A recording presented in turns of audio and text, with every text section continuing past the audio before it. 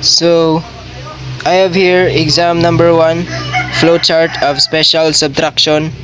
First step is start, then next is process, in which we are going to assign values for num1, num2 base and limit, which is 5, 3, 5 and 8 respectively.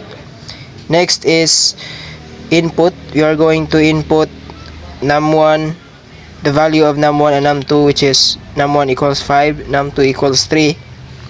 Then process, base equals 5, limit equals 8.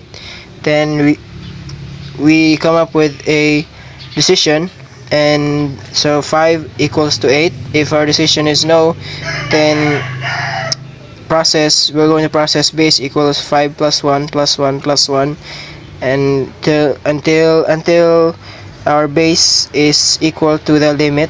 And then when our base is equal to the limit, our answer to our decision would be yes, and our difference is 2.